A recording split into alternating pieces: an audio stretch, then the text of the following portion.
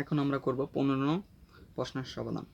আচ্ছা, 15 নম্বরের প্রশ্ন দেওয়া আছে B C plus C A plus A B একে বর্গ করতে বলছে। আর যদি এটাকে আমরা বর্গ করি, এখানে লিখি আমরা এর বর্গ। আচ্ছা, আর যদি তিনটার ভিতরে আমরা প্রথমে কি করব, দুইটাকে আটকিয়ে দেবো ব্র্যাকেট প্রথম বন্ধনী দিয়ে। আচ্ছা, প্লাস সি এ বাকি থেকে প্লাস এ বি, উভয় অঙ্কগুলোর সেম অঙ্ক। আচ্ছা, দ্বিতীয় বন্ধনী দিয়ে যেতে পারবে বলতে করতে বলছে, এখানে স্কয়ার দেবো। আচ্ছা, এখন দেওয়ার পর এখন দেখো এটা প্লাস আছে, ভিতরে কি আছে, প্লাস আছে।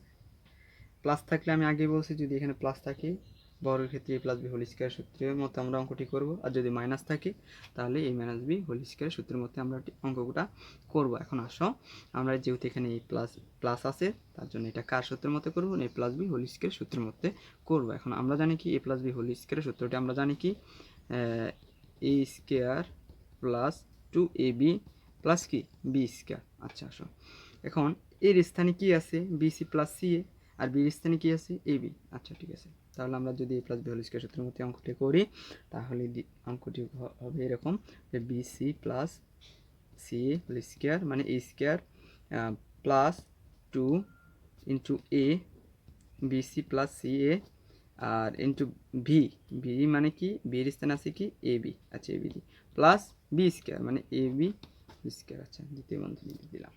এখন দেখো আমরা প্রথমে এতটুকু কাজ করব, সব সেম অঙ্কগুলো সেম, এক নিয়মের অঙ্কগুলো, কোনো পৃথক পৃথক অঙ্ক নয়, সেম মানে একই রকম অঙ্ক। আচ্ছা, ঠিক আছে, বিসি প্লাস সি এ হোল স্কয়ার প্লাসে প্লাসে গুণ করলে কি হয় প্লাস।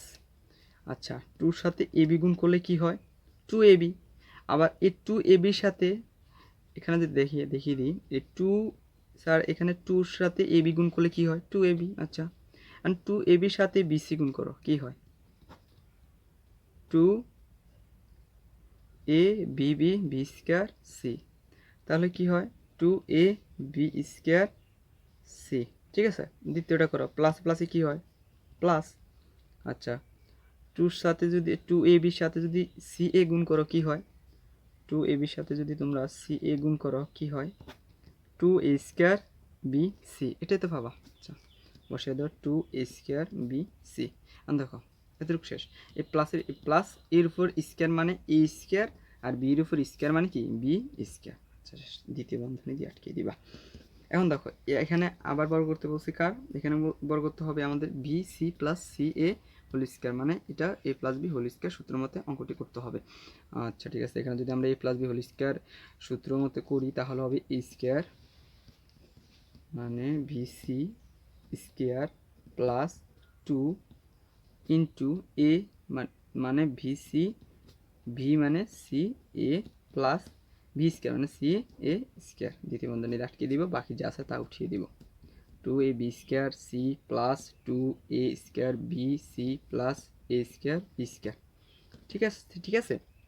এখন দেখো বির উপর স্কয়ার মানে বি স্কয়ার, সির উপর স্কয়ার মানে সি স্কয়ার, এ প্লাস 2 দিয়ে দিলাম যেহেতু কোনো সংখ্যা নাই, এখানে সংখ্যা আছে, এখানে 1 আছে, এখানে 1 আছে, দুই সাথে এক গুণ করলে কি হয় 2 একে 2 হয়।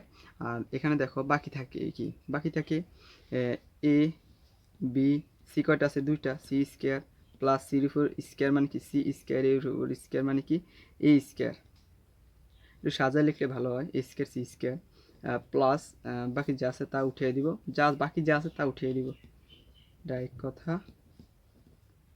2a square B C plus A square B square.